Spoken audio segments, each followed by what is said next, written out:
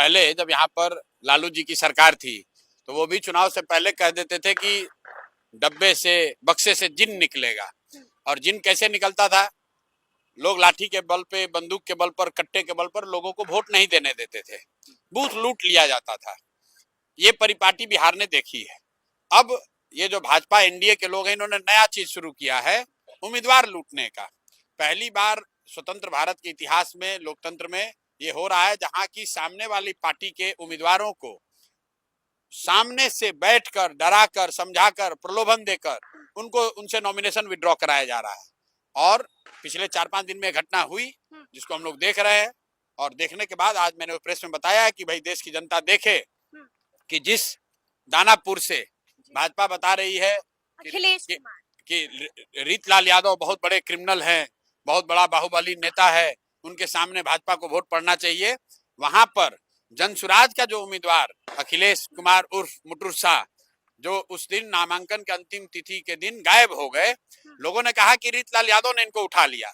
पूरे दिन कहाँ गए अखिलेश जी, कहाँ गए मुटुर शाह, कहाँ गए? जो चित्र बाहर आया है वो पता चल रहा है कि उस दिन वो अमित शाह जी और धर्मेंद्र प्रधान जी के साथ बैठे हुए थे।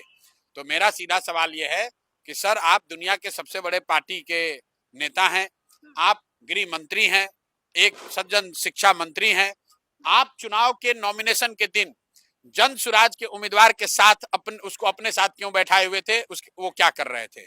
दूसरा, जो वहीं के बगल की कंस्टिट्यूंसी है ब्रह्मपुर, जहां लोजपा के एक बड़े बाहुबली नेता हुलास पांडे चुनाव लड़ रहे हैं, भाजपा चुनाव भी नहीं लड़ रही है, वहां पर डॉक्टर सत्यप्रकाश तिवारी जो चुनाव लड़ रहे थे जनसुराज से, 3 दिनों तक नामांकन करने के बाद प्रचार प्रसार सब कर लिया, वहां अचानक से देश के शिक्षा मंत्री धर्मेंद्र प्रधान जी पहुंचे, उनके साथ बैठे, कौन सी ऐसी उनको गुट्टी सुंघाई कि बेचारे अगले दिन डॉक्टर साहब अपना मोबाइल ऑफ करके चुपके से जाकर नॉमिनेशन विड्रॉ किया। आपको नहीं लगता है कि पुरानी तस्वीरें भी हो सकती है? बिल्कुल हो सकती है। इसलिए धर्मेंद्र प्रधान जी को ये क्लियर करना चाहिए भाई कि ये पुरानी है कि नहीं है।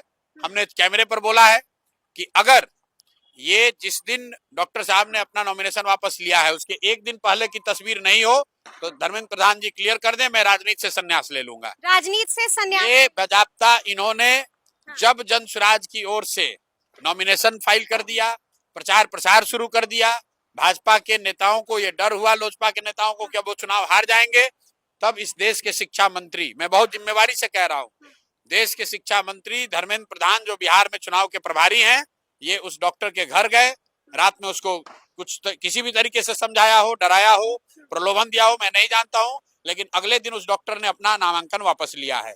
तो मैं सीधे देश की जनता के सामने, बिहार की जनता के सामने ये बात रख रहा हूं कि भाई आपने बूथ लूटते हुए देखा था, अब ये उम्मीदवार लूटे जा रहे हैं।